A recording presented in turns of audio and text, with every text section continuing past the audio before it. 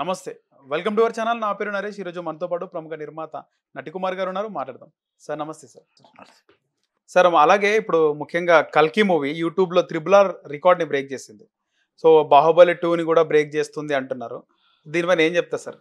కల్కి ఇవన్నీ బ్రేక్ చేసే కాదు. రేపు 27 రిలీజ్ అవుతుంది. థియేటర్లో బ్రహ్మాండంగా ఆడాలి, థియేటర్లో కలకల్లా ఆడాలి, ప్రతి థియేటర్లో సినిమా ఆడాలి.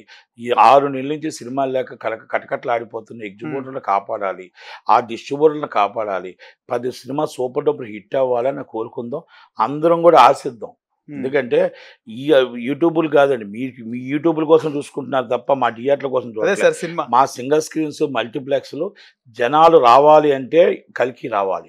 కల్కి రావాలంటే 27 రిలీజ్ ప్రపంచం అంతా రాత్రి 12 గంటల షో నుంచి ఒక రికార్డులు బదులుకొట్టాలి. ఈ సంవత్సరం కాపాడింది ఎవరో తెలుసండి?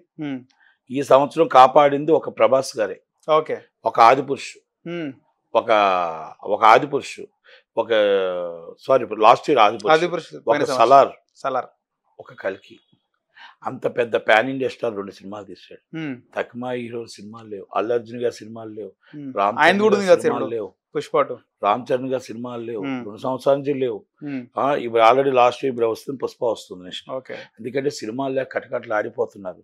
అందుకే జూనియర్ ఎన్టీఆర్ గారి సినిమాలు లేవు, హీరోలు ఎవరు సినిమాలు చేయట్లేదు. మహేష్ బాబు గారి సినిమాలు లేవు, టైం పడుతుంది. మహేష్ బాబు గారి సినిమా గుంటూరు కారం ఒకటే సినిమా వచ్చింది, అది కూడా అంతంత మాత్రాన. కష్టాల్లో ఉన్నాం, బాధల్లో ఉన్నాం ఎగ్జిబ్యూటర్లో. ఈ సినిమాలు సూపర్ హిట్ అవ్వాలని కోరుకుందాం. మొత్తం టోటల్ ప్రజలందరూ, ప్రేక్షకులందరూ థియేటర్కి రావాలని కోరుకుందాం.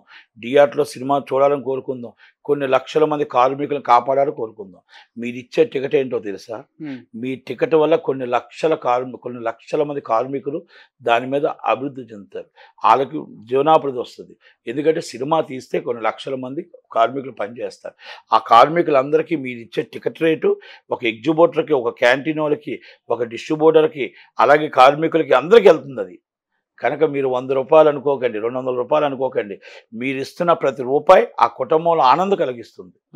కనుక థియేటర్లోకి వచ్చి సినిమా చూడండి, సినిమా చూసి సినిమా ఆనందించండి. మీరు అనుకున్నట్టే సినిమా బ్రహ్మాండంగా ఉంటుంది. సినిమా బ్రహ్మాండంగా ఆడాలని కోరుకుందాం. సార్ అలాగే టికెట్ విషయానికి వస్తే, అదే సీనియర్ ప్రొడ్యూసర్ మీరు, చిన్న సినిమాలకు పెద్ద సినిమాలకు సేమ్ టికెట్ రేట్ ఉండాలంటారా? ఏమంటారు?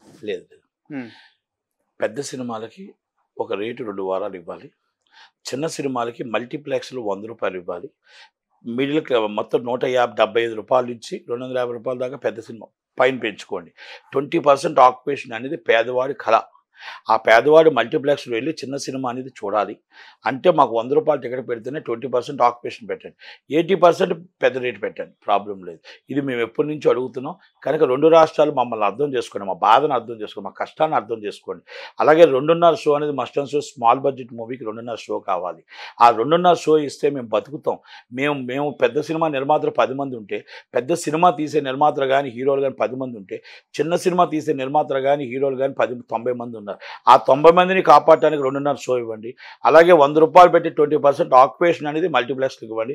ఇది పేదవాడు మల్టీప్లెక్స్ దూరం నుంచి చూడడం కాదు, దగ్గర నుంచి చూసి ఆ పేదవాడి సినిమా ఆ మల్టీప్లెక్స్లో చూసే విధంగా, చిన్న సినిమా నిర్మాత బతికే విధంగా పెద్ద సినిమా నిర్మాతలు అందరూ ఉండాలి. అందరూ కలిస్తేనే కలయిక, అందరూ కలిపి ఉండాలి. కనుక మా రిక్వెస్ట్ 2 రాష్ట్రాలకి మాకు ఆ నమ్మకం ఉంది, చేస్తారని నమ్మకం ఉంది. 2.5 షో కూడా మస్ట్ అండ్ షో మాకు స్మాల్ బడ్జెట్ మూవీకి ఇస్తారని నమ్మకం కూడా ఉంది. రైట్ సార్, ధన్యవాదాలు.